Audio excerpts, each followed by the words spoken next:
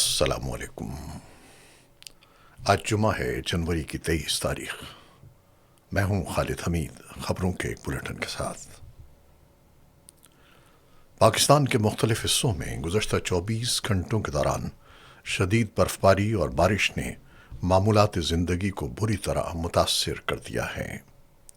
مالم جبہ میں 38 انچ، کالام میں 30 انچ، جبکہ مری میں 11.5 انچ سے زائد برف پڑ چکی ہے۔ شدید موسمی حالات کے باعث مری میں غیر مقامی افراد کے داخلے پر پابندی عائد کر دی گئی ہے اور مری ایکسپریس وے جزوی طور پر بند ہے۔ خیبر پختونخوا کے بالائی علاقوں میں برف باری کے باعث سڑکیں بند ہو گئی ہیں۔ سیاح مختلف مقامات پر محصور ہو گئے، جبکہ مختلف حادثات میں 2 افراد جاں بحق اور 35 زخمی ہو گئے۔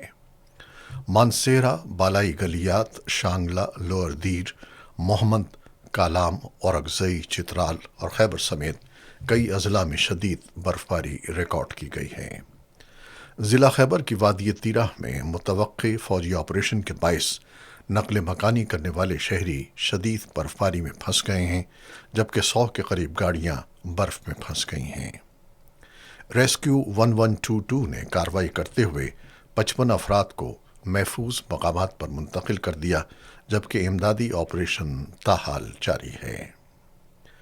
گلگت بلتستان کے ضلع استور کے بالائی علاقوں میں 2 سے 3 فٹ برف پڑنے سے زمینی رابطے منقطع ہو گئے ہیں۔ لوگ گھروں میں محصور ہیں، جبکہ ہنزا، نگر اور چیپرسن میں بھی صورتحال تشویشناک ہے۔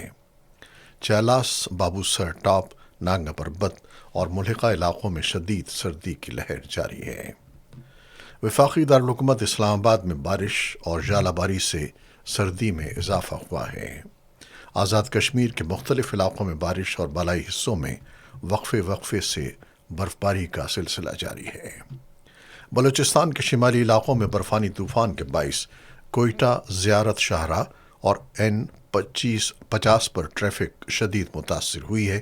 متعدد گاڑیاں پھنس گئی ہیں، جبکہ مختلف حادثات میں 27 افراد زخمی اور 2 جاں بحق ہو گئے۔ کوشک ٹاپ پر درجہ حرارت -12 ڈگری تک گر گیا ہے۔ محکمہ موسمیات کے مطابق مری میں گزشتہ 20 سالہ برف باری کا ریکارڈ ٹوٹ گیا ہے اور برف باری کا سلسلہ رات تک جاری رہنے کا امکان ہے۔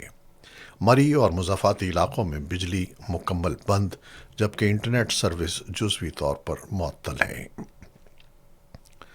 ادھر کشمیر میڈیا سروس کے مطابق وادی کشمیر میں محض 15 گھنٹوں کے دوران بعض بالائی علاقوں میں 5 فٹ تک برف پڑی، جس کے باعث سڑک، ریل اور فضائی رابطے متاثر ہو گئے۔ شدید برف باری کے باعث سری نگر انٹرنیشنل ایئرپورٹ پر تمام پروازیں منسوخ، جبکہ اہم شاہراہیں بند کر دی گئی ہیں۔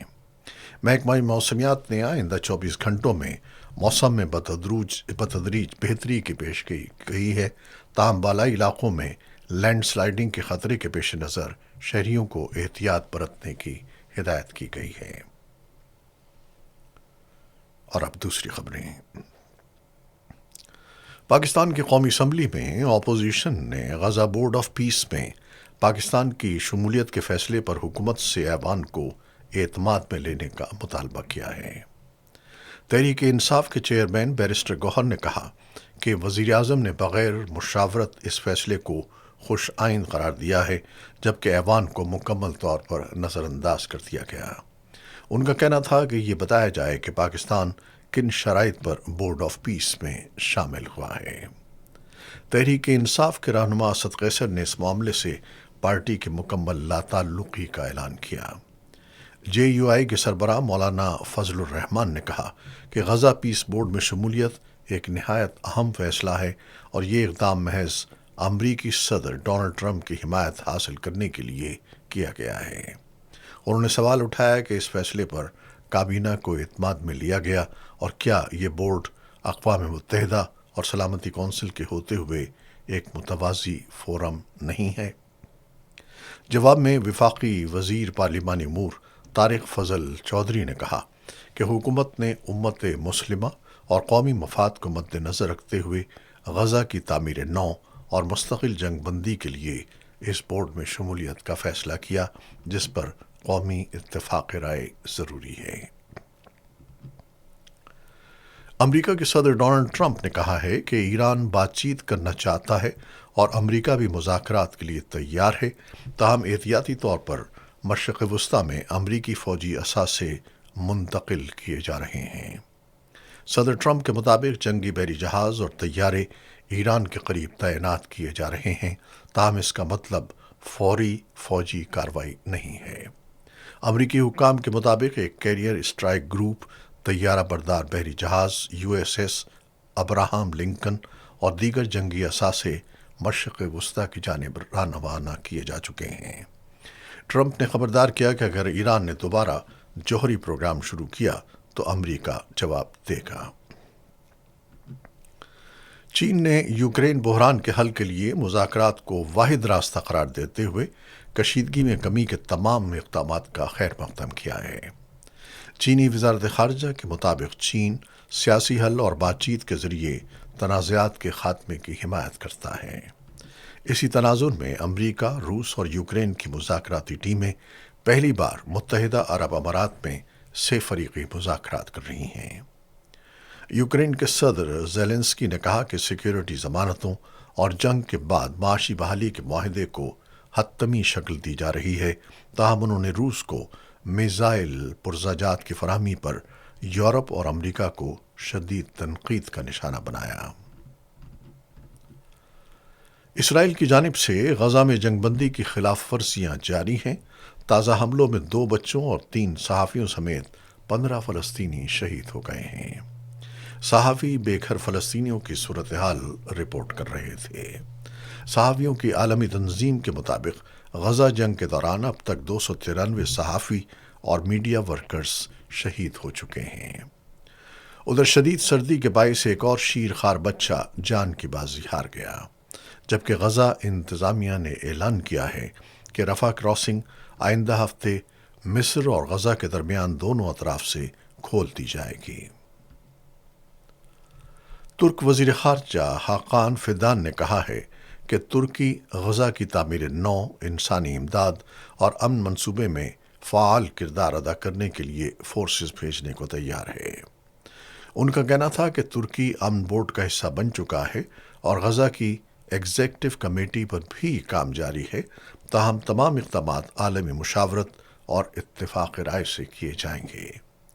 انسانی حقوق کے لیے سرگرم وکیل ایمان مزاری اور ان کے شوہر ہادی علی چٹھا کو اب سے کچھ دیر قبل پولیس نے گرفتار کر لیا۔ تفصیلات کے مطابق ایمان مزاری اور ہادی علی کو سرینا چوک انڈر پاس کے قریب گاڑی رکوا کر گرفتار کیا گیا۔ دونوں کے موبائل بھی قبضے میں لے لیے گئے ہیں۔ ایمان مزاری اور ان کے شوہر ہادی علی چٹھا اسلام آباد ہائی کورٹ بار سے ڈسٹرکٹ کورٹ جا رہے تھے کہ اس دوران وہ اسلام آباد ہائی کورٹ بار ایسوسی ایشن کی وین میں سوار تھے۔ ان کے ہمراہ بار کے صدر واجد گیلانی اور منظور ججا بھی موجود تھے۔ اس سے قبل دونوں وکلاء نے اپنے موقف سے پیچھے نہ ہٹنے کا اعلان کرتے ہوئے کہا تھا کہ وہ ہر صورت اپنے موقف پر قائم رہیں گے، چاہے انہیں جیل ہی کیوں نہ جانا پڑے۔ ڈسٹرکٹ اینڈ سیشن کورٹس اسلام آباد نے متنازع ٹویٹس کیس میں ایمان مزاری اور ہادی علی چٹھا کو ذاتی حیثیت میں پیش ہونے کا حکم دیا تھا، تاہم اسلام آباد ہائی کورٹ نے ٹرائل کورٹ کا حکم کالعدم قرار دیتے ہوئے دونوں کو موجودہ کیس میں گرفتار نہ کرنے کا حکم دیا ہے۔